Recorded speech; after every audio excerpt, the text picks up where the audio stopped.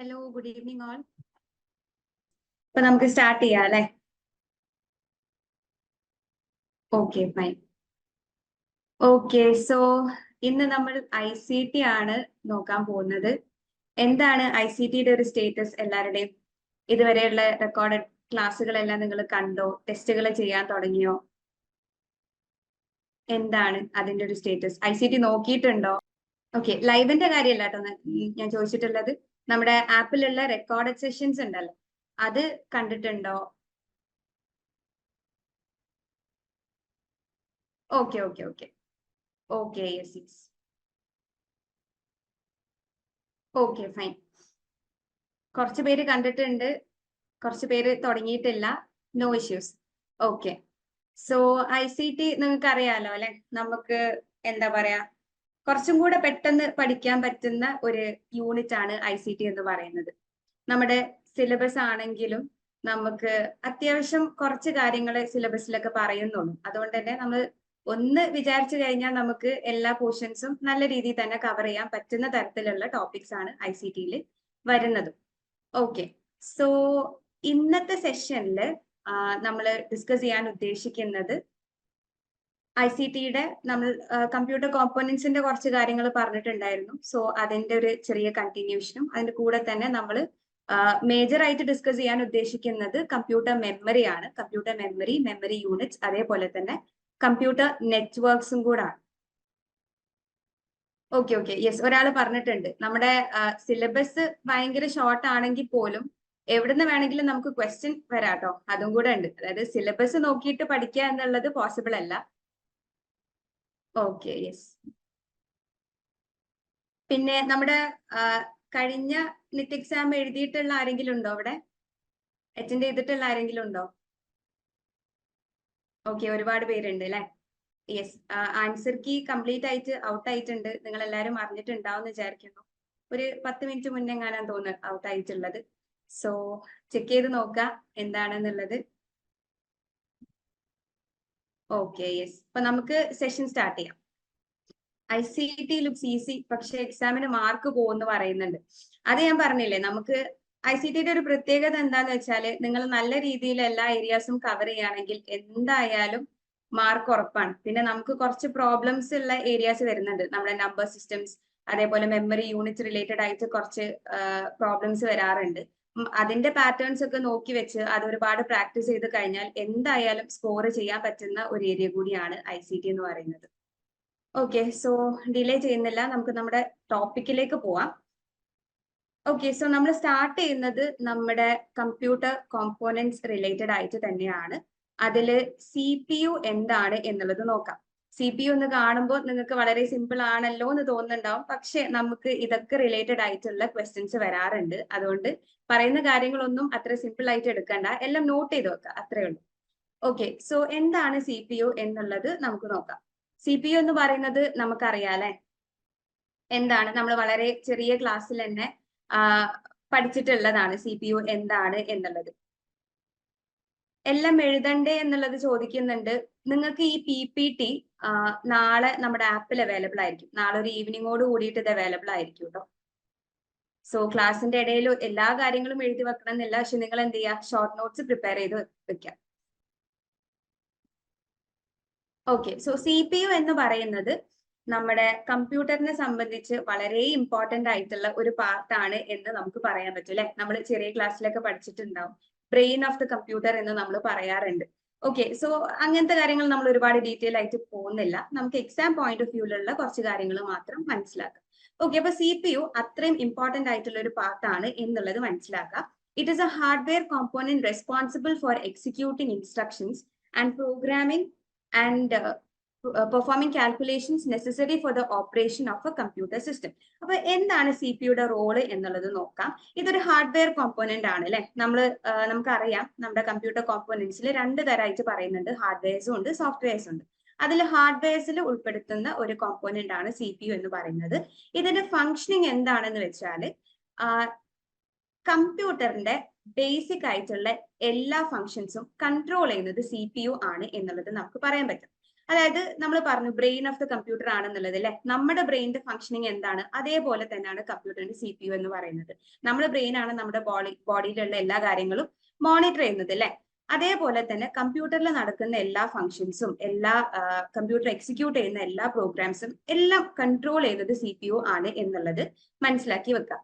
CPU interprets and carries out instructions from computer programs.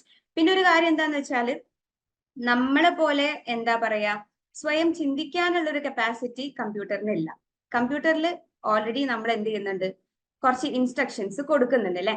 ആ ഇൻസ്ട്രക്ഷൻസിന്റെ ബേസിസിലാണ് അവിടെ എല്ലാ കാര്യങ്ങളും നടക്കുന്നത്. ഇപ്പൊ CPU എന്താ ചെയ്യുന്നതെന്ന് വെച്ചാൽ അവിടെ ഉള്ള ഇൻസ്ട്രക്ഷൻസ് അതായത് സപ്പോസ് നമ്മൾ ഒരു ടാസ്ക് കമ്പ്യൂട്ടറിന് കൊടുക്കുകയാണെങ്കിൽ ആ ടാസ്ക് പെർഫോം ചെയ്യാൻ ആവശ്യമായിട്ടുള്ള ഇൻസ്ട്രക്ഷൻ അവിടെ നിന്ന് എടുത്തിട്ട് വേണ്ട രീതിയിൽ നമുക്ക് ഔട്ട്പുട്ട് തരുന്ന ആളാണ് CPU എന്നുള്ളത് നമുക്ക് പറയാം.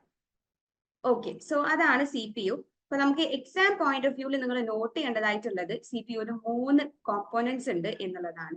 ഒന്നാമതായിട്ട് അരിത്തമെറ്റിക് ലോജിക് യൂണിറ്റ് ആണ്, രണ്ടാമതായിട്ട് കൺട്രോൾ യൂണിറ്റ് ആണ്, മൂന്നാമതായിട്ട് മെമ്മറി യൂണിറ്റ് എന്ന് പറയും. ഈ 3 പാർട്സും എന്താണ് എന്നുള്ളത് മനസ്സിലാക്കണം. പാർട്സ് അല്ല, കോമ്പോണൻസ് ആണ്. ഓക്കെ, സോ ആദ്യം അരിത്തമെറ്റിക് ലോജിക് യൂണിറ്റ് എന്താണ് എന്നുള്ളത് നമുക്ക് ജസ്റ്റ് ഒന്ന് നോക്കാം. അതിന്റെ ഫംഗ്ഷനിങ് എന്താണെന്നുള്ളത് മാത്രം ഒന്ന് അറിഞ്ഞിരുന്നാൽ മതി. ഓക്കെ, ഇപ്പം ALU is responsible for performing arithmetic and logic operations on data. ഇതിന്റെയൊക്കെ ഫുൾ ഫോം നോട്ട് ചെയ്ത് വെക്കണം കേട്ടോ. ALU എന്ന് പറയുന്നത് അരിത്തമെറ്റിക് ലോജിക് യൂണിറ്റ് ആണ്. ആ ഒരു എക്സ്പാൻഷൻ ഒന്ന് നോട്ട് ചെയ്ത് വെക്കാം. ഇത് എന്തിനാണ് നമ്മൾ ഇതിന്റെ ഒരു ഫംഗ്ഷനിങ് എന്ന് പറയുന്നത് എന്താണ്? Four performing arithmetic and logic operations. Okay, so arithmetic അല്ലെങ്കിൽ മാത്തമെറ്റിക്കൽ ആയിട്ടുള്ള ഓപ്പറേഷൻസ് എല്ലാം മാനേജ് ചെയ്യുന്ന ആളാണ് ALU എന്ന് പറയുന്നത്. സിമ്പിൾ ആയിട്ട് ഒരു എക്സാമ്പിൾ പറയുകയാണെങ്കിൽ എനിക്കിപ്പം എന്തെങ്കിലും ഒരു കാൽക്കുലേഷൻ ആണ്, മാത്തമെറ്റിക്കൽ ആയിട്ടുള്ള കാൽക്കുലേഷൻ ചെയ്ത് തരാൻ വേണ്ടിയിട്ട് ഞാൻ കമ്പ്യൂട്ടറിന്റെ അടുത്ത് പറയാം. അതായത് ഒരു 6 into 5 എന്നുള്ള ഒരു കാൽക്കുലേഷൻ ഞാൻ കമ്പ്യൂട്ടറിന് കൊടുക്കുകയാണ്. അത് കൊടുക്കുന്ന സമയത്ത് അത് നേരെ ALU-ലേക്കാണ് പോകുന്നത്. ALU ആണ് അത് ഇന്റർപ്രറ്റ് ചെയ്തിട്ട് നമ്മുടെ ആൻസർ നമുക്ക് തരുന്നത്. അതുപോലെ മാത്തമെറ്റിക്കൽ, അരിത്തമെറ്റിക് അതേപോലെ തന്നെ ലോജിക്കൽ ആയിട്ടുള്ള ഓപ്പറേഷൻസ് എല്ലാം ഡീൽ ചെയ്യുന്നത് ആരാണ്? ALU ആണ് എന്നുള്ളത് നമുക്ക് പറയാം. ഓക്കെ, ഇവിടെ സ്ലൈഡിൽ തന്നെ നോക്കാം. Executes operations such as addition, subtraction, multiplication, division, അതേപോലെ മാത്തമെറ്റിക്കൽ റിലേറ്റഡ് ആയിട്ടുള്ള എല്ലാ ഓപ്പറേഷൻസും ചെയ്യുന്നത് ALU ആണ്. കൂടെ തന്നെ ആൻഡ് ഓർ നോട്ട് പോലെയുള്ള ഇതെന്താണ് അറിയോ? ആൻഡ് ഓർ നോട്ട് എന്ന് പറയുന്നത് എന്താണ്? എല്ലാരും കോമെന്റ് ചെയ്യണം കേട്ടോ. അറിയാവുന്ന കാര്യങ്ങളൊക്കെ ചാറ്റ് ബോക്സിൽ പറയാം. യെസ് നിത, ബൂളിയൻ ഓപ്പറേറ്റേഴ്സ് ആണ് അല്ലെ. യെസ്, ബൂളിയൻ ഓപ്പറേറ്റേഴ്സ് ആണ് ആൻഡ് ഓർ നോട്ട് എന്ന് പറയുന്നത്. അപ്പം ഇത് റിലേറ്റഡ് ആയിട്ടുള്ള ഫംഗ്ഷൻസും ആര് തന്നെയാണ് നോക്കുന്നത്? ALU തന്നെയാണ് നോക്കുന്നത്. നമ്മൾ ബൂളിയൻ ഓപ്പറേറ്റേഴ്സ് എന്ന് പറയും. ബൂളിയൻ ഓപ്പറേറ്റേഴ്സ് എന്ന് പറയുന്നത് ലോജിക്കൽ ഓപ്പറേഷൻസിൽ നമുക്ക് പറയാൻ, അരിത്തമെറ്റിക് ഓപ്പറേഷൻസിൽ പറയാൻ പറ്റുന്ന വേറൊന്നാണ് കേട്ടോ. ഓക്കെ, സോ ALUയുടെ ഫംഗ്ഷനിങ് എല്ലാവർക്കും ക്ലിയർ ആയിട്ടുണ്ടാവും വിചാരിക്കുന്നു. നമുക്ക് അടുത്ത കോമ്പോണന്റ് എന്താണെന്നുള്ളത് നോക്കാം. ഇല്ല, ബൂളിയൻ ഓപ്പറേറ്റേഴ്സിനെ പറ്റിയിട്ട് നമ്മൾ വരുന്ന ക്ലാസ്സിൽ ഡീറ്റെയിൽ ആയിട്ട് ഡിസ്കസ് ചെയ്യും. നമുക്ക് അത് റിലേറ്റഡ് ആയിട്ടുള്ള പ്രോബ്ലംസ് എല്ലാം ചെയ്യാനുണ്ട്. അപ്പൊ നിങ്ങൾക്ക് ഒന്നുകൂടെ ഐഡിയ കിട്ടും. ഓക്കെ, കൺട്രോൾ യൂണിറ്റ് എന്താണ് എന്നുള്ളത് നമുക്ക് നോക്കാം. കൺട്രോൾ യൂണിറ്റ് എന്ന് പറയുന്നത് CPU-യുടെ ഏറ്റവും ഇമ്പോർട്ടന്റ് ആയിട്ടുള്ള കോമ്പോണന്റ് ആണ്. ഓക്കെ, ഇതിന്റെ ഒരു ഫംഗ്ഷനിങ് എന്താണ്? എന്ന് വെച്ചാൽ it manages the flow of data. അതാണ് one of the main function. അതായത് കമ്പ്യൂട്ടറിന്റെ അകത്ത് നടക്കുന്ന എല്ലാ ഡാറ്റ ഫ്ലോയും മാനേജ് ചെയ്യുന്നത് കൺട്രോൾ യൂണിറ്റ് ആണ്. And also instructions within the CPU and coordinates the activities of other hardware components. എന്തെല്ലാം ചെയ്യുന്നുണ്ട്? ഡാറ്റ ഫ്ലോ മാനേജ് ചെയ്യുന്നുണ്ട് നമുക്ക് പറയാം. അതേപോലെ തന്നെ CPU-ന്റെ അകത്തുള്ള ഇൻസ്ട്രക്ഷൻസും മാനേജ് ചെയ്യുന്നുണ്ട്. അതേപോലെ തന്നെ ഹാർഡ്വെയർ കോമ്പോണൻസിന്റെ ആക്ടിവിറ്റീസ് എല്ലാം അടിപൊളിയായിട്ട് നടക്കുന്നുണ്ട് എന്നുള്ളത് കോർഡിനേറ്റ് ചെയ്യുന്നതും ആരാണ്? കൺട്രോൾ യൂണിറ്റ് ആണ്. ഓക്കെ, എന്തെല്ലാം ചെയ്യുന്നുണ്ട്? ഡാറ്റ ഫ്ലോ മാനേജ് ചെയ്യുന്നുണ്ട്, ഇൻസ്ട്രക്ഷൻസ് മാനേജ് ചെയ്യുന്നുണ്ട്, കൂടെ തന്നെ ഹാർഡ്വെയർ കോമ്പോണൻസ് എല്ലാം പ്രോപ്പർലി കണക്റ്റഡ് ആണ്, അതിന്റെ ആക്ടിവിറ്റികളും കാര്യങ്ങളെല്ലാം നല്ല രീതിയിൽ നടക്കുന്നുണ്ട് എന്നുള്ളത് ഉറപ്പുവരുത്തുന്നതും കൺട്രോൾ യൂണിറ്റ് ആണ് എന്ന് നമുക്ക് പറയാൻ പറ്റും. ഈ പോയിന്റ്സ് ഒന്ന് നോക്കാം. It coordinates the operation of the CPU-യുടെ മൊത്തത്തിലുള്ള ഓപ്പറേഷൻ ഇത് കോർഡിനേറ്റ് ചെയ്യുന്നുണ്ട്. Fetches instructions from the memory and decodes them. അതായത് നമ്മുടെ മെമ്മറിക്ക് അകത്തുള്ള ഇൻസ്ട്രക്ഷൻസ് എടുത്തിട്ട് അതിന് വേണ്ട രീതിയിൽ ഇന്റർപ്രറ്റ് ചെയ്യുന്നതും കൺട്രോൾ യൂണിറ്റ് ആണ് എന്നുള്ളത് പറയാം. പിന്നെ അത് മാത്രമല്ല, നമ്മളിപ്പം കമ്പ്യൂട്ടറിലേക്ക് ഒരു ഇൻപുട്ട് കൊടുക്കുന്ന സമയത്ത് അത് ആദ്യം ചെന്നെത്തുന്നത് കൺട്രോൾ യൂണിറ്റിലാണ്. അതായത് ഞാൻ നേരത്തെ പറഞ്ഞല്ലോ, ഇപ്പം ഞാനൊരു ടാസ്ക് കൊടുക്കുകയാണ് കമ്പ്യൂട്ടറിലേക്ക്. നേരത്തെ പറഞ്ഞ പോലെ തന്നെ 6 into 5 എന്നുള്ള ഒരു മാത്തമെറ്റിക്കൽ കാൽക്കുലേഷൻ കൊടുക്കുകയാണെന്ന് വിചാരിക്കാം. ഓക്കെ, അപ്പൊ അതൊരു മാത്തമെറ്റിക്കൽ കാൽക്കുലേഷൻ ആണല്ലോ. ഇത് നേരെ പോകുന്നത് കൺട്രോൾ യൂണിറ്റിലേക്കാണ്. കൺട്രോൾ യൂണിറ്റ് എന്താണ് ചെയ്യുന്നതെന്ന് വെച്ചാൽ ഇത് മാത്തമെറ്റിക്കൽ കാൽക്കുലേഷൻ ആയതുകൊണ്ട് തന്നെ ഇതിനെ നേരെ ALUലേക്ക് ട്രാൻസ്ഫർ ചെയ്യും. എന്നിട്ട് ALU ആണ് നമുക്ക് വേണ്ട രീതിയിലുള്ള ഡാറ്റ തരുന്നത്. ഓക്കെ, സോ മൊത്തത്തിലുള്ള ആ ഒരു ഡാറ്റ ഫ്ലോ മാനേജ് ചെയ്യുന്നത് കൺട്രോൾ യൂണിറ്റ് ആണ് എന്നുള്ളത് നമുക്ക് പറയാൻ പറ്റും. ക്ലിയർ ആയിട്ടില്ലെങ്കിൽ എന്തെങ്കിലും ഡൗട്ട് ഉണ്ടെങ്കിലും ഫാസ്റ്റ് ആവുന്നുണ്ടെങ്കിലൊക്കെ നിങ്ങൾക്ക് പറയാട്ടോ. ഓക്കെ, മൂന്നാമതായിട്ട് വരുന്ന കോമ്പോണന്റ് മെമ്മറി യൂണിറ്റ് ആണ്. മെമ്മറി യൂണിറ്റ് എന്ന് പറയുന്നത് CPU-യുടെ മെമ്മറി ബാങ്ക് എന്ന് വേണമെങ്കിൽ നമുക്ക് പറയാം. അതായത് കമ്പ്യൂട്ടറിന് ഫങ്ഷൻസ് പെർഫോം ചെയ്യാൻ ആവശ്യമായിട്ടുള്ള ഇൻസ്ട്രക്ഷൻസ് എല്ലാം സ്റ്റോർ ചെയ്ത് വെക്കുന്ന പ്ലേസ് ആണ് മെമ്മറി യൂണിറ്റ് എന്ന് പറയുന്നത്. ഓക്കെ, യെസ്, അപ്പം 3 കോമ്പോണൻസും ക്ലിയർ ആയിട്ടുണ്ടാവും എന്ന് വിചാരിക്കുന്നു. ഇതിൽ നമ്മൾ നോട്ട് ചെയ്യേണ്ടതായിട്ടുള്ളത് CPU എന്ന് പറയുന്നത് കമ്പ്യൂട്ടറിന്റെ വളരെ ഇമ്പോർട്ടന്റ് ആയിട്ടുള്ള ഒരു ഹാർഡ്വെയർ കോമ്പോണന്റ് ആണ്. ബ്രെയിൻ ഓഫ് ദ കമ്പ്യൂട്ടർ എന്ന് നമുക്ക് പറയാൻ പറ്റും. എല്ലാ ഓപ്പറേഷൻസും ബേസിക്കലി കൺട്രോൾ ചെയ്യുന്നത് CPU ആണ് എന്നുള്ളത് നമുക്ക് പറയാം. അതിൽ 3 കോമ്പോണൻസ് വരുന്നുണ്ട്. ഓക്കെ, റിപ്പീറ്റ് ചെയ്യാം. 3 കോമ്പോണൻസും വരുന്നുണ്ട്. ഒന്നാമതായിട്ട് ALU ആണ്. ALUയുടെ ഫംഗ്ഷൻ എന്തൊക്കെയാണ് എന്ന് ചോദിച്ചു കഴിഞ്ഞാൽ അരിത്തമെറ്റിക് ആയിട്ടുള്ള ഫംഗ്ഷൻസും ലോജിക്കൽ ഓപ്പറേഷൻസും ALU പെർഫോം ചെയ്യുന്നുണ്ട് എന്നുള്ളത് നോട്ട് ചെയ്ത് വെക്കാം. അതായത് addition, subtraction, multiplication, division, and or not പോലെയുള്ള എല്ലാ കാര്യങ്ങളും ഡീൽ ചെയ്യുന്നത് ALU ആണ്. പിന്നെ അടുത്ത കോമ്പോണന്റ് ആയിട്ട് വരുന്നത് കൺട്രോൾ യൂണിറ്റ് ആണ്. കൺട്രോൾ യൂണിറ്റ് ആണ് ബേസിക്കലി ഏറ്റവും ഇമ്പോർട്ടന്റ് ആയിട്ടുള്ള യൂണിറ്റ് എന്ന് പറയുന്നത്.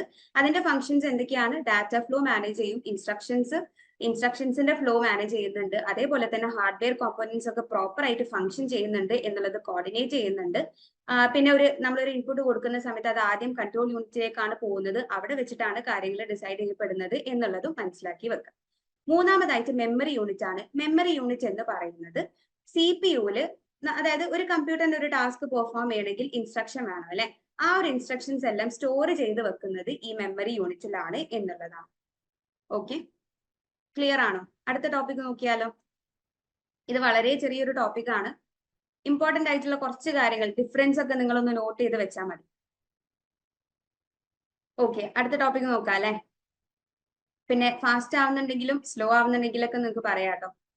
അടുത്തത് വളരെ ഇമ്പോർട്ടന്റ് ആയിട്ടുള്ള ഒരു ടോപ്പിക് ആണ് കമ്പ്യൂട്ടർ മെമ്മറി എന്ന് പറയുന്നത്. ഓക്കെ, നിങ്ങൾ നമ്മുടെ പ്രീവിയസ് ഇയർ ക്വസ്റ്റ്യൻസ് എടുത്ത് നോക്കിയാൽ അതിൽ ഒരു ക്വസ്റ്റ്യൻ എന്തായാലും ഈ ഒരു ഏരിയയിൽ നിന്ന് കാണാറുണ്ട്. ഇപ്പൊ നമ്മുടെ ലേറ്റസ്റ്റ് ആയിട്ട് കഴിഞ്ഞിട്ടുള്ള 2 എക്സാമിലും മെമ്മറി റിലേറ്റഡ് ആയിട്ട് 2 ചോദ്യങ്ങൾ വരെ ചോദിച്ചിട്ടുണ്ട് എന്നുള്ളതാണ്. ഇനി ചോദിക്കുമോ എന്നുള്ളത് പറയാൻ പറ്റില്ല, പക്ഷെ ഇതുവരെ ചോദിച്ചിടത്തോളം ഇമ്പോർട്ടന്റ് ആയിട്ടുള്ള ഒരു ഏരിയ ആണ് കമ്പ്യൂട്ടർ മെമ്മറി എന്ന് പറയുന്നത്. ഓക്കെ, സോ എന്താണ് കമ്പ്യൂട്ടർ മെമ്മറി? ആർക്കെങ്കിലും പറയാൻ പറ്റുമോ എന്താണ് കമ്പ്യൂട്ടർ മെമ്മറി? എന്താണ് കമ്പ്യൂട്ടർ മെമ്മറി എന്ന് പറയുന്നത്? നമ്മള് മെമ്മറി യൂണിറ്റിന്റെ കാര്യം നേരത്തെ പറഞ്ഞിട്ടില്ലായിരുന്നോ? യെസ്, റാം ആൻഡ് റോം എന്ന് പറയുന്നുണ്ട്, ഡാറ്റ സ്റ്റോറേജ് സ്പേസ് പറയുന്നുണ്ട്, where it stores data. Okay, അതെല്ലാം കറക്റ്റ് തന്നെയാണ്. ഓക്കെ, അപ്പൊ കമ്പ്യൂട്ടർ മെമ്മറി എന്ന് പറയുന്നത് കമ്പ്യൂട്ടറിന് ആവശ്യമായിട്ടുള്ള എല്ലാ ഡാറ്റാസും സ്റ്റോർ ചെയ്ത് വെക്കുന്ന പ്ലേസ് ആണ് കമ്പ്യൂട്ടർ മെമ്മറി എന്നുള്ളത് നമുക്ക് പറയാം. നമ്മൾ നേരത്തെ പറഞ്ഞ പോലെ തന്നെ ഒരു ടാസ്ക് പെർഫോം ചെയ്യണമെങ്കിൽ കമ്പ്യൂട്ടറിന് സ്വന്തമായിട്ട് ചെയ്യാനുള്ള ഒരു കേപ്പബിലിറ്റി ഇല്ല എന്നുള്ളതാണ്. ഓക്കെ, സ്വന്തമായിട്ട് ഒരു കാര്യം ചെയ്യാനുള്ള കേപ്പബിലിറ്റി കമ്പ്യൂട്ടറിന് ഇല്ല. നമ്മളെ പോലെ അല്ല അല്ലെ കമ്പ്യൂട്ടർ എന്ന് പറയുന്നത്.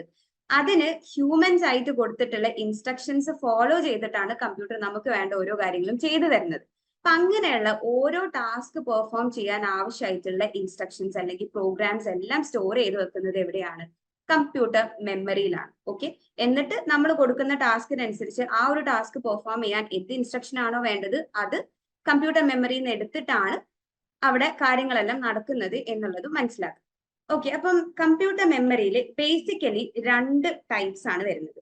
Okay, 2 type of computer memories ആണ് വരുന്നത്.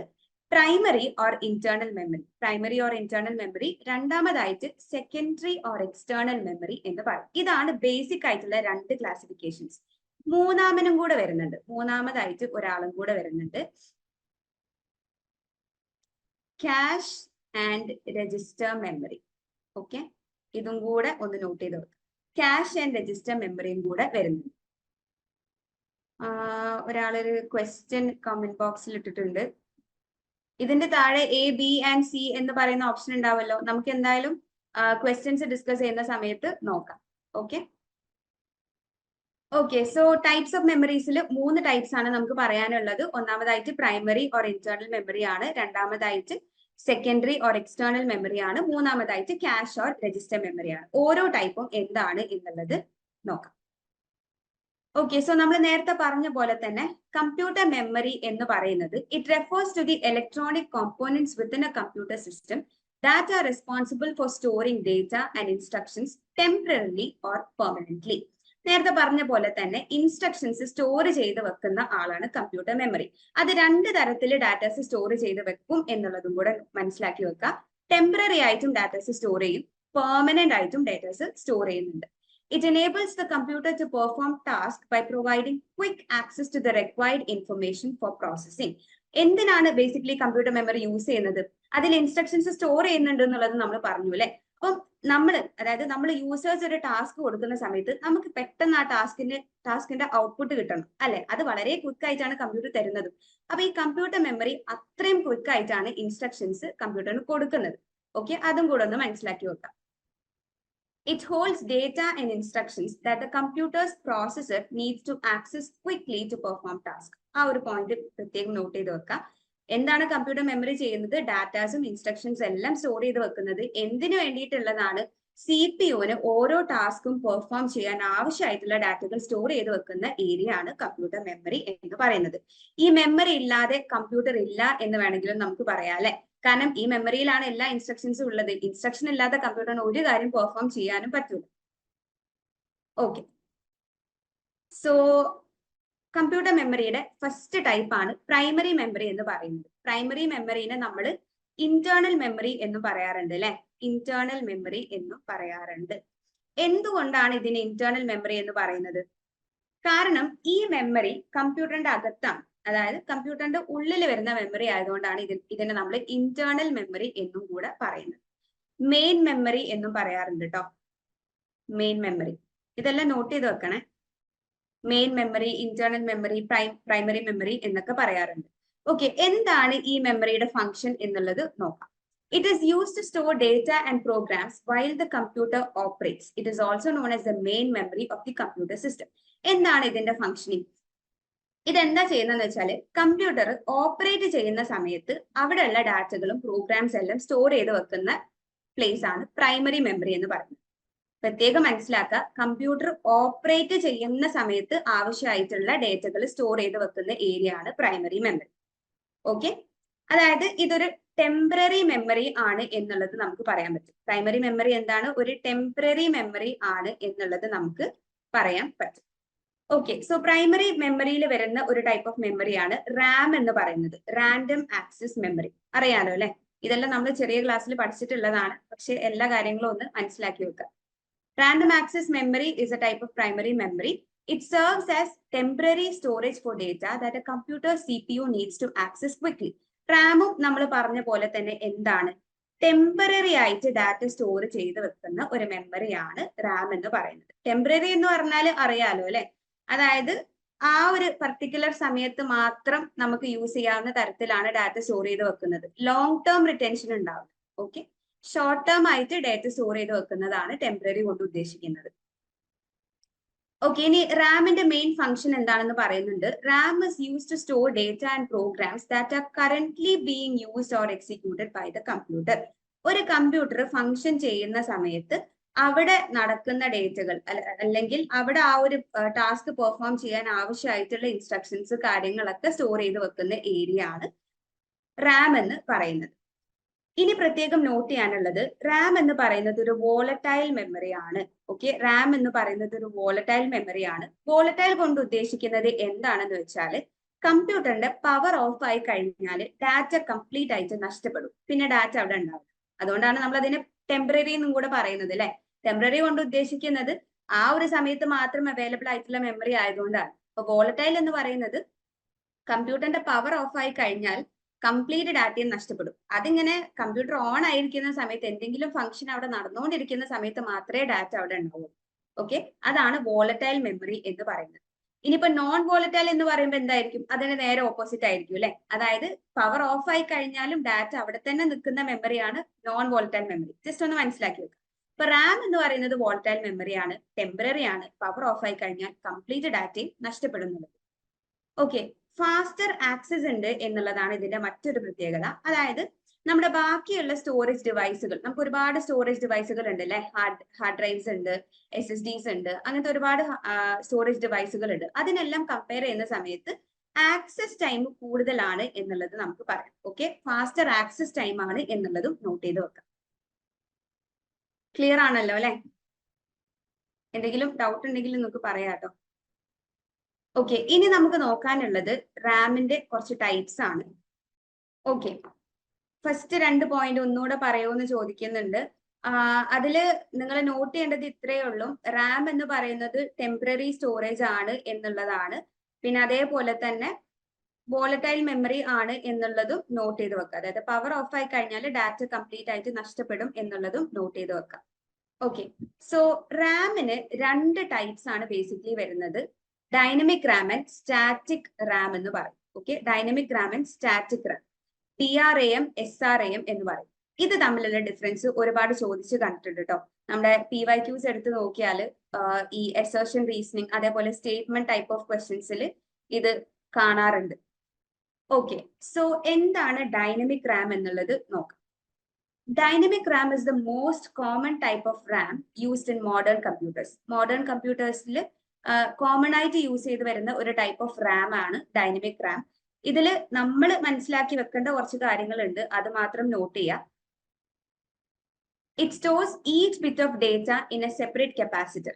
അതായത് ഈ ഡൈനമിക് റാമിൽ സ്റ്റോറേജ് നടക്കുന്നത് എവിടെയാണ്? കപ്പാസിറ്ററിലാണ് കേട്ടോ. ഇതൊന്ന് നോട്ട് ചെയ്ത് വെക്കാം. ഡാറ്റ എങ്ങനെയാണ് സ്റ്റോർ ചെയ്യുന്നത്? ബൈ യൂസിങ് കപ്പാസിറ്റേഴ്സ് ആണ്. ഈ കപ്പാസിറ്റർ യൂസ് ചെയ്യുന്നത് കൊണ്ട് തന്നെ ഇത് പെട്ടെന്ന് ഡിസ്ചാർജ് ആയിപ്പോകും. അത് നമുക്ക് ഇതിന്റെ ഒരു ഡീമെറിറ്റ് ആയിട്ട് പറയാൻ പറ്റും. കപ്പാസിറ്റേഴ്സ് യൂസ് ചെയ്യുന്നതുകൊണ്ട് ഇത് പെട്ടെന്ന് ഡിസ്ചാർജ് ആയിപ്പോകും. അതുകൊണ്ട് നമ്മൾ ഇതിനെ ഇടയ്ക്കിടയ്ക്ക് റീചാർജ് ചെയ്യണം, അല്ലെങ്കിൽ റീഫ്രഷ് ചെയ്യണം എന്നുള്ളതൊക്കെ പറയാൻ പറ്റും. ഓക്കെ, സോ അത് അതിന്റെ ഒരു ഡീമെറിറ്റ് ആയിട്ട് നമുക്ക് കാണാൻ പറ്റും. പിന്നെ നമ്മൾ മനസ്സിലാക്കേണ്ടത് ഈ ഡൈനമിക് റാം എന്ന് പറയുന്നത് സ്റ്റാറ്റിക് റാമിനെ കമ്പയർ ചെയ്യുന്ന സമയത്ത് കുറച്ചും കൂടെ സ്ലോ ആണ്. ഓക്കെ, സ്ലോ ആണ് ആള്. സ്ലോ ആയതുകൊണ്ട് തന്നെ ആള് കുറച്ച് ഇൻഎക്സ്പെൻസീവ് ആണ് എന്ന് നമുക്ക് പറയാൻ പറ്റും. പിന്നെ ഹയർ സ്റ്റോറേജ് കപ്പാസിറ്റി ഉണ്ട്. സ്റ്റാറ്റിക് റാമിനെ കമ്പയർ ചെയ്യുന്ന സമയത്ത് സ്റ്റോറേജ് കപ്പാസിറ്റി കൂടുതലാണ്. പിന്നെ ഇതിന് പവർ കുറവ് മതി, അതുകൊണ്ട് തന്നെ ഹീറ്റ് ജനറേഷനും കുറവാണ് എന്നുള്ളതും മനസ്സിലാക്കി വെക്കുക. ഇതെല്ലാം ഇമ്പോർട്ടന്റ് ആണ് കേട്ടോ. ഇത് റിലേറ്റഡ് ആയിട്ടുള്ള ക്വസ്റ്റ്യൻസ് കാണാറുണ്ട്. അതായത് ഇത്രയേ ഉള്ളൂ. ഇത് മനസ്സിലാക്കുന്ന സമയത്ത് ഒന്ന് റിലേറ്റ് ചെയ്തിട്ട് പഠിക്കാം.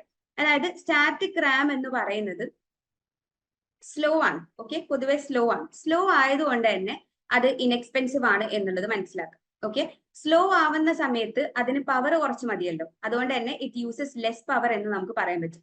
പവർ കുറവായതുകൊണ്ട് തന്നെ ഹീറ്റ് ജനറേഷൻ എന്തായാലും കുറവാകും അല്ലെ. പവർ കുറച്ച് മതിയെങ്കിൽ എന്തായാലും പുറത്തേക്ക് വിടുന്ന ഹീറ്റ് ജനറേഷനും കുറവായിരിക്കും എന്നുള്ളതാണ്. അങ്ങനെ ലിങ്ക് ചെയ്തിട്ട് ഒന്ന് മനസ്സിലാക്കി വെക്കുക. പിന്നെ അത് മാത്രമല്ല, ഇതിന് ഹയർ സ്റ്റോറേജ് കപ്പാസിറ്റി ഉണ്ട് എന്നുള്ളതാണ് ഇതിന്റെ ഒരു മെറിറ്റ്. സ്റ്റാറ്റിക് റാമിന് കമ്പയർ ചെയ്യുന്ന സമയത്ത് സ്റ്റോറേജ് കപ്പാസിറ്റി കൂടുതലാണ്.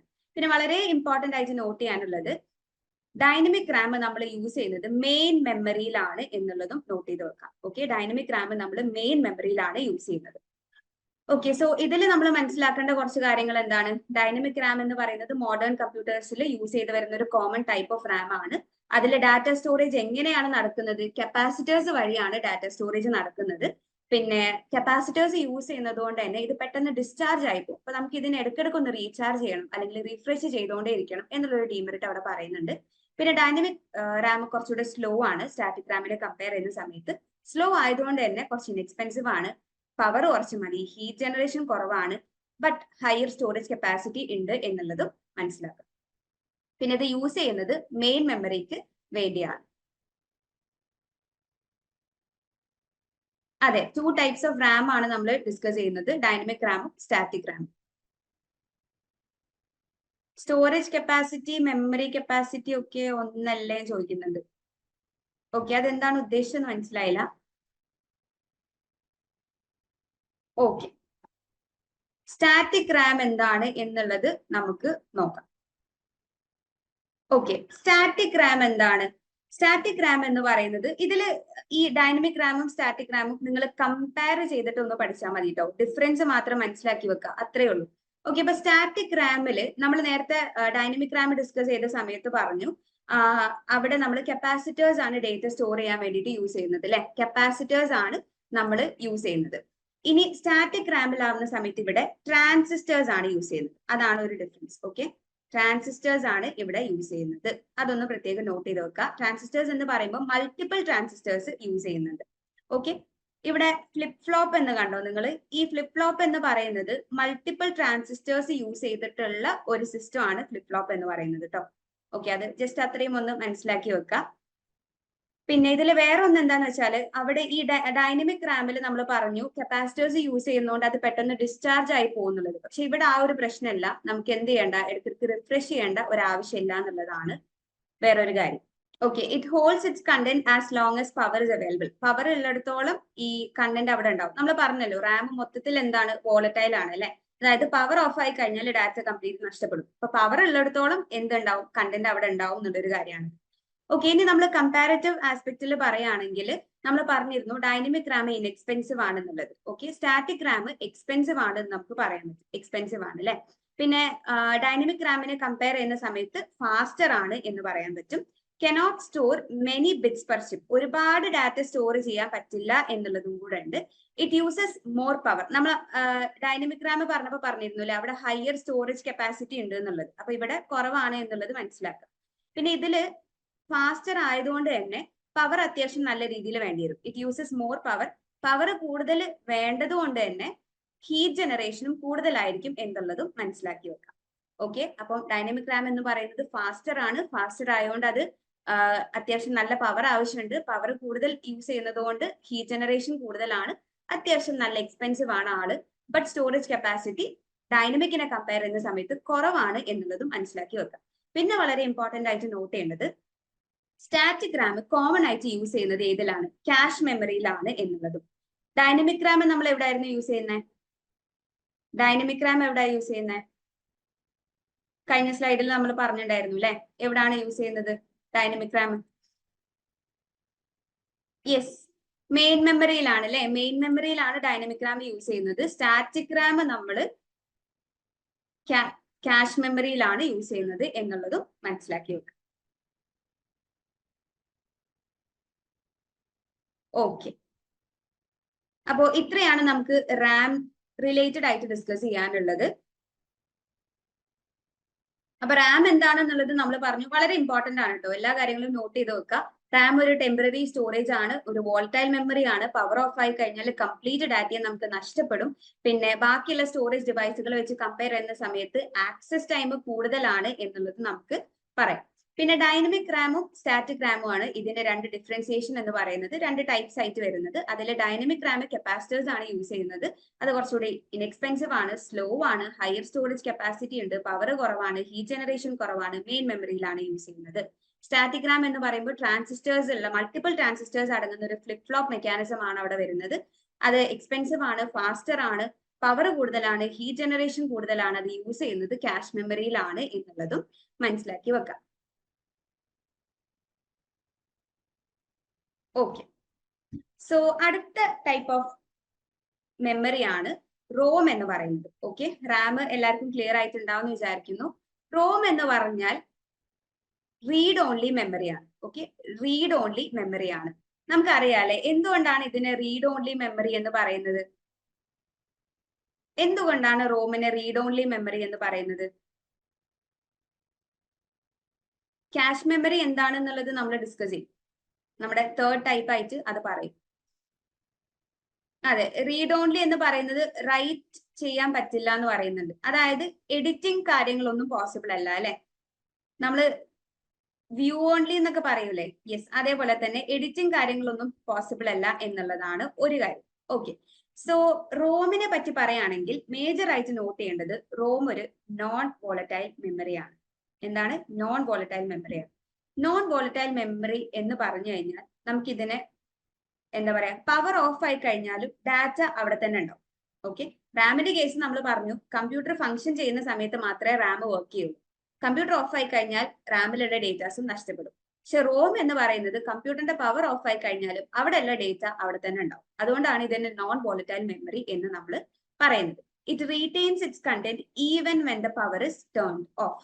ഓക്കെ, റീഡ് ഓൺലി എന്ന് പറയുന്നത് as a name suggest, ROM is typically read only, meaning the data stored in it cannot be easily modified or overwritten. അതായത് എഡിറ്റ് ചെയ്യൽ possible അല്ല, ഒരു തരത്തിലുള്ള മോഡിഫിക്കേഷനും പോസിബിൾ അല്ല എന്നുള്ളതാണ് റീഡ് ഓൺലി കൊണ്ട് ഉദ്ദേശിക്കുന്നത്. ഓക്കെ, പിന്നെ റോമിന്റെ കേസിൽ നമ്മൾ വളരെ ഇമ്പോർട്ടന്റ് ആയിട്ട് മനസ്സിലാക്കേണ്ട ഒരു കാര്യമാണ്, റോമിന്റെ പ്രധാന ഫങ്ഷനിങ് എവിടാണ് വരുന്നത് എന്ന് ചോദിച്ചാൽ കമ്പ്യൂട്ടറിന്റെ ബൂട്ടപ്പ് പ്രോസസ്സിലാണ്. ഓക്കെ, ബൂട്ടപ്പ് പ്രോസസ് എന്ന് പറയുന്നത് ഒന്നുമില്ല, കമ്പ്യൂട്ടർ സ്റ്റാർട്ട് ചെയ്യുന്ന ആ ഒരു പ്രോസസ് അല്ലേ, ആ സമയത്താണ് റോം ബേസിക്കലി വർക്ക് ചെയ്യുന്നത്. ഓക്കെ, ബൂട്ടപ്പ് എന്ന് പറയുന്നത് നമ്മളിപ്പോ സാധാരണ നമ്മുടെ സിസ്റ്റം ഓൺ ആക്കി, ഓക്കെ, പവർ ബട്ടൺ ക്ലിക്ക് ചെയ്തിട്ട് നമ്മൾ ഓൺ ആക്കി. ഓൺ ആക്കുന്ന സമയത്ത് എങ്ങനെയാണ് കമ്പ്യൂട്ടർ ഓൺ ആവുന്നത്? അത് കുറച്ച് സ്ലോ ആയിട്ടാണ് അല്ലെ നമുക്ക് നമ്മുടെ ഡെസ്ക്ടോപ്പ് കാര്യങ്ങളൊക്കെ കാണുന്നത്. അപ്പൊ നമ്മൾ ഓൺ ചെയ്യുന്ന സമയത്ത് ആദ്യം മേ ബി ആ ഒരു ബ്രാൻഡിന്റെ ലോഗോ കാണിക്കും, പിന്നെ വിൻഡോസ് കാണിക്കും, അങ്ങനെ സ്റ്റെപ്പ് ബൈ സ്റ്റെപ്പ് ആയിട്ടാണ് കമ്പ്യൂട്ടർ ഓൺ ആവുന്നത്. അപ്പം അത് ആ ഒരു ടൈം അല്ലെങ്കിൽ ആ ഒരു പ്രോസസ്സിനെയാണ് ബൂട്ടപ്പ് എന്ന് പറയുന്നത്. ഓക്കെ, ഈ ബൂട്ടപ്പ് പ്രോസസ്സിന്റെ സമയത്താണ് റോം ബേസിക്കലി വർക്ക് ചെയ്യുന്നത്. ഓക്കെ, റീസ്റ്റാർട്ട് ബൂട്ടപ്പ് പ്രോസസ് ആണോ എന്ന് ചോദിക്കുന്നുണ്ട്. അതെ, റീസ്റ്റാർട്ട് എല്ലാം ബൂട്ടപ്പ് പ്രോസസ്സിൽ പെടും എന്നുള്ളതാണ്. അപ്പോൾ ഈ ബൂട്ടപ്പ് പ്രോസസ് എന്താണെന്ന് നിങ്ങൾ മനസ്സിലാക്കിയാൽ കുറച്ചുകൂടി ഒരു ഐഡിയ കിട്ടും. അതായത് കമ്പ്യൂട്ടർ ഓൺ ആവുന്ന സമയത്ത് അവിടെ നടക്കുന്ന പ്രോസസ്സിനെയാണ് നമ്മൾ ബൂട്ടപ്പ് പ്രോസസ് എന്ന് പറയുന്നത്. അപ്പൊ അവിടെ ബേസിക്കലി ഒരു സോഫ്റ്റ്വെയർ ഉണ്ട്. നമ്മൾ കമ്പ്യൂട്ടർ ഓൺ ചെയ്യുന്ന സമയത്ത് അവിടെ ഒരു സോഫ്റ്റ്വെയർ ഉണ്ട്, ബയോസ് എന്നാണ് അതിനെ പറയുന്നത്. ഇവിടെ കാണുന്നില്ലേ ബയോസ്, അതിന്റെ എക്സ്പാൻഷൻ ഒന്ന് നോട്ട് ചെയ്ത് വെക്കാം. Basic input or output system എന്നാണ് അതിന്റെ എക്സ്പാൻഷൻ വരുന്നത്. ഈ ബയോസ് ഒരു സോഫ്റ്റ്വെയർ ആണ് കേട്ടോ, ഒരു സോഫ്റ്റ്വെയർ ആണ്. ഈ ബയോസ് എന്ന് പറയുന്ന സോഫ്റ്റ്വെയർ നമ്മൾ കമ്പ്യൂട്ടർ ഓൺ ആക്കുന്ന സമയത്ത് അതും കൂടെ ഓൺ ആവും, അത് വർക്ക് ചെയ്യാൻ തുടങ്ങും. ഇതെന്താ ചെയ്യുന്നതെന്ന് വെച്ചാൽ കമ്പ്യൂട്ടറിന്റെ അകത്തുള്ള എല്ലാ കാര്യങ്ങളും ഓക്കെ അല്ലേ എന്നുള്ളത് എൻഷുർ ചെയ്യലാണ് ബയോസിന്റെ പണി. ഓക്കെ, അതായത് ഹാർഡ്വെയർ കോമ്പോണൻസ് ആയാലും എല്ലാം പ്രോപ്പർലി കണക്റ്റഡ് അല്ലേ, അതിലുള്ള പ്രോഗ്രാംസ് കാര്യങ്ങളെല്ലാം നല്ല രീതിയിൽ ഫംഗ്ഷൻ ചെയ്യുന്നില്ലേ, എല്ലാ കാര്യങ്ങളും ഓക്കെ അല്ലേ എന്നുള്ളത് എൻഷുർ ചെയ്യലാണ് ബയോസ് ചെയ്യുന്നത്. ഓക്കെ, സോ അതാണ് ബൂട്ടപ്പ് പ്രോസസ് എന്ന് പറയുന്നത്.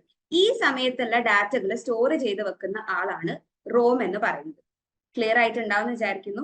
റോമിന്റെ ഒരു ബേസിക് ഫംഗ്ഷനിങ് വരുന്നത് എവിടെയാണ്? ബൂട്ടപ്പ് പ്രോസസ്സിലാണ്. ബൂട്ടപ്പ് പ്രോസസ് എന്ന് പറയുന്നത് നമ്മൾ കമ്പ്യൂട്ടർ ഓൺ ചെയ്യുന്ന സമയത്ത് കമ്പ്യൂട്ടറിൽ ഒരു സോഫ്റ്റ്വെയർ ഉണ്ട്, അതിനെയാണ് നമ്മൾ ബയോസ് എന്ന് പറയുന്നത്. ആ ബയോസ് ഓൺ ആവും. ആ സോഫ്റ്റ്വെയർ എന്താണ് അവിടെ ചെയ്യുന്നത്? എല്ലാ കാര്യങ്ങളും കമ്പ്യൂട്ടറായിട്ട് റിലേറ്റഡ് ആയിട്ടുള്ള എല്ലാ കാര്യങ്ങളും ഓക്കെ അല്ലേ, നല്ല രീതിയിൽ വർക്ക് ചെയ്യുന്നില്ലേ എന്നുള്ളത് എൻഷുർ ചെയ്തിട്ടാണ് കമ്പ്യൂട്ടർ നമുക്ക് ഡെസ്ക്ടോപ്പ് കാണിച്ചു തരുന്നത്. ഓക്കെ, സോ ആ ഒരു സമയത്താണ് റോമിന്റെ ഫംഗ്ഷനിങ് വരുന്നത്. ഇത് ടെമ്പററി അല്ല, ഇത് പെർമനന്റ് ആണ്. അതായത് നോൺ വോളറ്റൈൽ മെമ്മറി എന്ന് നമ്മൾ പറഞ്ഞല്ലോ. നോൺ വോളറ്റൈൽ എന്ന് പറയുന്നത് പവർ ഓഫ് ആയി കഴിഞ്ഞാലും റോമിന്റെ മെമ്മറി അവിടെ തന്നെ ഉണ്ടാവും. അതായത് നമ്മൾ ഏതൊരു സമയം കമ്പ്യൂട്ടർ ഓൺ ചെയ്യുകയാണെങ്കിലും ഈ ഒരു മെമ്മറി യൂസ് ചെയ്തിട്ടാണ് അവിടെ കാര്യങ്ങൾ നടക്കുന്നത്. സോ അത് പെർമനന്റ് ആണ്. ക്ലിയർ ആണല്ലോ അല്ലെ? കൺഫ്യൂഷൻ ഉണ്ടോ? റാമും റോമും തമ്മിൽ കൺഫ്യൂഷൻ ഉണ്ടോ? ഓക്കെ, ഡൗട്ട് ഉണ്ടെങ്കിൽ നിങ്ങൾക്ക് ചോദിക്കാം.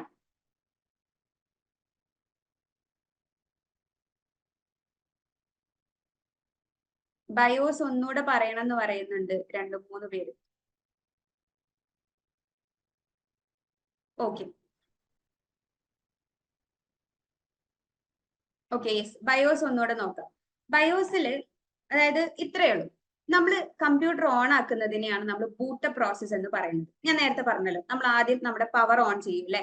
നമ്മളിപ്പം സപ്പോസ് ലാപ്പ് ആണ് യൂസ് ചെയ്യുന്നതെങ്കിൽ നമ്മൾ പവർ ഓൺ ചെയ്യും, അല്ലെങ്കിൽ നമ്മൾ സാധാ സിസ്റ്റം ആണെങ്കിൽ നമ്മൾ പവർ ഓൺ ചെയ്യും. ആ പവർ ഓൺ ചെയ്യുന്ന സമയത്ത് ആദ്യം എന്താണ് വരുന്നത്? നോർമലി ബ്രാൻഡിന്റെ ലോഗോ, ഇപ്പം HP ആണെങ്കിൽ HP എന്നുള്ളത് കാണിക്കും, അങ്ങനെ ബ്രാൻഡിന്റെ ലോഗോ കാണിക്കും. അതിങ്ങനെ ആ ഒരു ടൈം എടുക്കുന്നില്ലേ, നമ്മൾ ഓൺ ചെയ്ത് പെട്ടെന്ന് തന്നെ നമുക്ക് സ്ക്രീൻ അങ്ങോട്ട് കാണിക്കുന്നില്ലല്ലോ. ആ ഒരു ടൈം എടുക്കുന്ന സമയമാണ് ബൂട്ടപ്പ് പ്രോസസ് എന്ന് പറയുന്നത്. അപ്പം ആ സമയത്ത് വർക്ക് ചെയ്യുന്ന സോഫ്റ്റ്വെയർ ആണ് ബയോസ് എന്ന് പറയുന്നത്. നമ്മൾ ഈ പവർ ഓൺ കഴിഞ്ഞാൽ അപ്പം ബയോസ് ഓൺ ആവും. ഈ ബയോസ് ആണ് കമ്പ്യൂട്ടറിനെ സ്റ്റാർട്ട് ചെയ്യുന്നത്. ഓക്കെ, ബയോസ് ആണ് കമ്പ്യൂട്ടറിനെ സ്റ്റാർട്ട് ചെയ്യുന്നതും അത് മാത്രമല്ല കമ്പ്യൂട്ടർ റിലേറ്റഡ് ആയിട്ടുള്ള എല്ലാ കാര്യങ്ങളും ഓക്കെ അല്ലേ എന്നുള്ളത് എൻഷുർ ചെയ്യുന്നതും ബയോസ് ആണ്. ഓക്കെ, സോ ആ സമയത്തുള്ള എല്ലാ മെമ്മറിയും സ്റ്റോർ ചെയ്ത് വെക്കുന്നതും റീഡ് ഓൺലി മെമ്മറിയിലാണ് എന്നുള്ളത് മനസ്സിലാക്കി വെക്കാം. റോം എന്ന് പറയുന്നത് സെക്കൻഡറി മെമ്മറി അല്ല. സെക്കൻഡറി മെമ്മറി എന്ന് പറയുന്നത് ബേസിക്കലി ഒരു സ്റ്റോറേജ് ആസ്പെക്ട് ആണ് വരുന്നത്. അത് നമ്മൾ ഡിസ്കസ് ചെയ്യും. ഓക്കെ,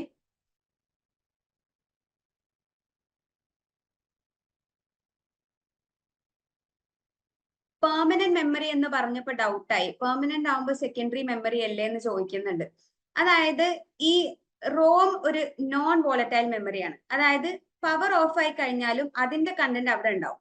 അതിൽ നമ്മൾ പ്രൈമറി മെമ്മറീസ് കംപ്ലീറ്റ്ലി ടെമ്പററി ആണ് അല്ലെങ്കിൽ സെക്കൻഡറി മെമ്മറീസ് കംപ്ലീറ്റ്ലി പെർമനന്റ് ആണ് എന്നുള്ളതിലേക്കല്ല, അതിന്റെ ഫങ്ഷനിങ് ആണ് പറയുന്നത്. അതില് നിങ്ങളുടെ ഒരുപാട് പേര് കൺഫ്യൂഷൻ പറയുന്നുണ്ട്. ഞാൻ ചാറ്റ് ബോക്സ് വായിക്കുകയായിരുന്നു. ഞാൻ ജസ്റ്റ് ഒന്ന് ക്ലിയർ ചെയ്യാം. ഓക്കെ, നമ്മള് പറഞ്ഞു അല്ലെ, കമ്പ്യൂട്ടർ മെമ്മറി ബേസിക്കലി രണ്ട് ടൈപ്പാണ് നമ്മൾ പറഞ്ഞത്. പ്രൈമറി മെമ്മറി ഉണ്ട്, സെക്കൻഡറി മെമ്മറി ഉണ്ട്. ഈ പ്രൈമറി മെമ്മറിനെയാണ് നമ്മൾ മെയിൻ മെമ്മറി അല്ലെങ്കിൽ ഇന്റേണൽ മെമ്മറി എന്നൊക്കെ പറയുന്നത്. ഓക്കെ, അതിന് എന്തുകൊണ്ടാണ് ഇന്റേണൽ മെമ്മറി എന്ന് പറയുന്നത്? കമ്പ്യൂട്ടറിന്റെ അകത്തുള്ള മെമ്മറി ആയതുകൊണ്ടാണ് നമ്മൾ ഇന്റേണൽ മെമ്മറി എന്ന് പറയുന്നതും. മെയിൻ മെമ്മറി എന്ന് പറയാനുള്ള കാരണം എന്താണെന്ന് വെച്ചാൽ കമ്പ്യൂട്ടർ ഓപ്പറേറ്റ് ചെയ്യുന്ന സമയത്ത് അവിടെയുള്ള മെമ്മറി ആയതുകൊണ്ടാണ് അതിനെ മെയിൻ മെമ്മറി എന്ന് പറയുന്നത്. ഇതിന്റെ ഒരു പ്രത്യേകത എന്താണെന്ന് വെച്ചാൽ കമ്പ്യൂട്ടർ ഓപ്പറേറ്റ് ചെയ്യുന്ന സമയത്ത് മാത്രമേ ഈ മെമ്മറിയുടെ കാര്യങ്ങളെല്ലാം നടക്കുകയുള്ളൂ. ഓക്കെ, അതൊന്ന് മനസ്സിലാക്കുക. പിന്നെ ഈ പ്രൈമറി മെമ്മറിന്റെ അകത്ത് വരുന്നതാണ് റാം ആൻഡ് റോം എന്ന് പറയുന്നത്. ഇനി റാമിനെ പറ്റി പറയുന്ന സമയത്ത് അതൊരു ടെമ്പററി സ്റ്റോറേജ് ആണ് എന്ന് പറയാൻ കാരണം എന്താണെന്ന് വെച്ചാൽ, ഒന്നാമതായിട്ട് റാം കമ്പ്യൂട്ടർ ഫംഗ്ഷൻ ചെയ്യുന്ന സമയത്ത് മാത്രമേ റാമിൽ കാര്യങ്ങൾ നടക്കുള്ളൂ. ഇനി പവർ ഓഫ് ആയി കഴിഞ്ഞാലോ ഡാറ്റ കംപ്ലീറ്റ് ആയിട്ട് നഷ്ടപ്പെടും. അതുകൊണ്ടാണ് നമ്മൾ അതിനെ ടെമ്പററി സ്റ്റോറേജ് എന്ന് പറയുന്നത്. പക്ഷെ റോമിലേക്ക് വരുന്ന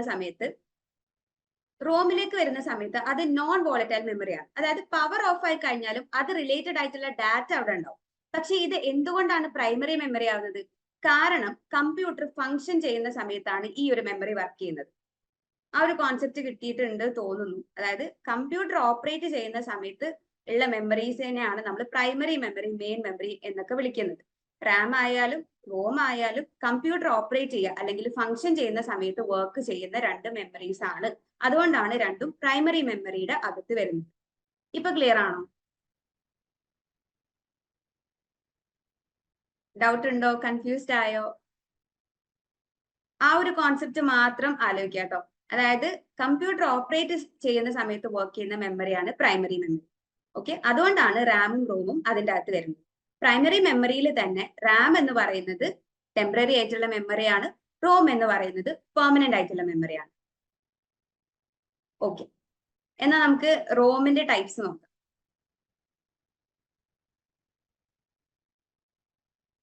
ഈ ഞാൻ ഇനീഷ്യലി പറഞ്ഞല്ലോ, ഈ മെമ്മറി എന്ന് പറയുന്നത് വളരെ ഇമ്പോർട്ടന്റ് ആട്ടോ. എന്ത് ഡൗട്ട് ഉണ്ടെങ്കിലും നമുക്ക് ക്ലിയർ ചെയ്ത് പോവാം. ഓക്കെ, ടൈപ്സ് ഓഫ് റോം നോക്കാം. ടൈപ്സ് ഓഫ് റോമിനെ പറ്റിയിട്ട് നമ്മൾ ഒരുപാട് അറിഞ്ഞിരിക്കേണ്ട കാര്യമൊന്നുമില്ല. ജസ്റ്റ് ഓരോ ടൈപ്സിന്റെയും ഡിഫറൻസ് എന്താണ് എന്നുള്ളത് മാത്രം നിങ്ങൾ എന്ത് ചെയ്യുക, ഒന്ന് മനസ്സിലാക്കി വെക്കാം.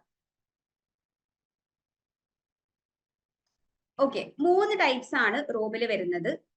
PROM, E PROM, double E PROM എന്ന് പറയും. Okay, PROM, E PROM, double E PROM എന്ന് പറയും. പ്രോമിന്റെ എക്സ്പാൻഷൻ നോട്ട് ചെയ്ത് വെക്കുക. Programmable read only memory. Programmable read only memory, അതായത് റോമിന്റെ ഒരു ടൈപ്പ് ആണ് പ്രോം. അതിനെ നമ്മൾ എക്സ്പാൻഡ് ചെയ്യുന്നത് പ്രോഗ്രാമബിൾ റീഡ് ഓൺലി മെമ്മറി എന്ന് പറഞ്ഞിട്ടാണ്.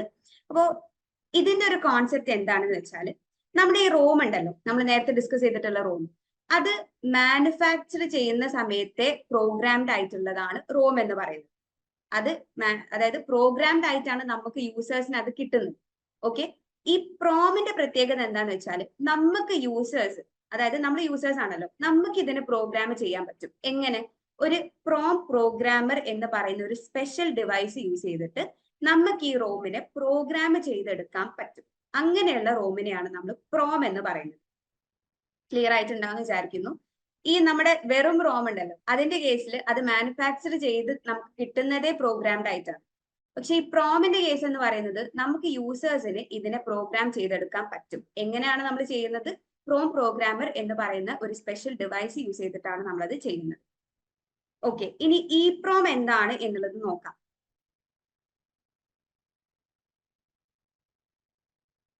ഓക്കെ, പ്രോം ഒന്നുകൂടി റിപ്പീറ്റ് ചെയ്യണം എന്നുള്ളതാണോ?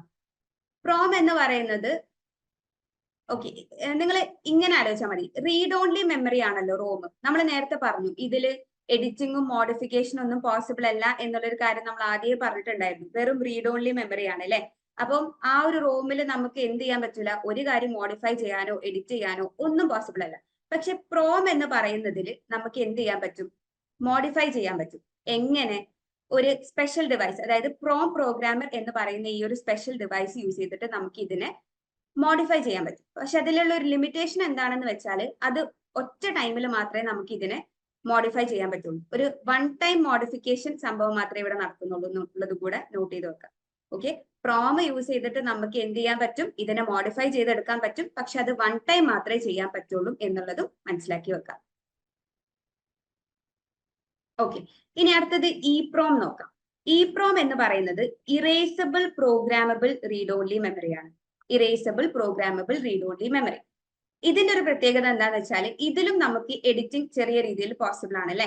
It can be erased and reprogrammed multiple times by using UV light.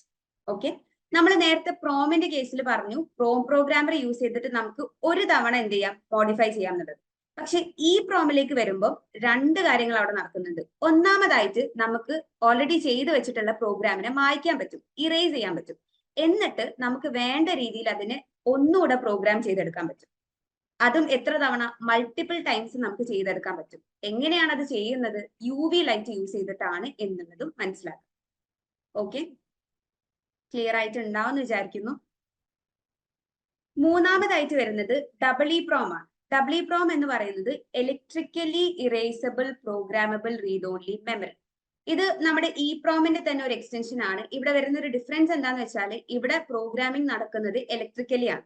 ഇപ്രോമില് UV light ആണല്ലേ യൂസ് ചെയ്യുന്നത്. ഇപ്രോമില് UV ലൈറ്റ് ആണെങ്കിൽ ഡബിൾ ഇപ്രോമില് ഇലക്ട്രിക്കലി ആണ് നമ്മൾ എന്ത് ചെയ്യുന്നത്, പ്രോഗ്രാമിംഗ് ചെയ്യുന്നത് എന്നുള്ള ഡിഫറൻസ് ആണുള്ളത്. പിന്നെ വേറൊരു ഡിഫറൻസ് എന്താന്ന് വെച്ചാൽ ഇപ്രോമില് മൾട്ടിപ്പിൾ ടൈംസ് നമുക്ക് എന്ത് ചെയ്യാൻ പറ്റും, പ്രോഗ്രാമിംഗ് ചെയ്യാൻ പറ്റും ഇപ്രോമില്.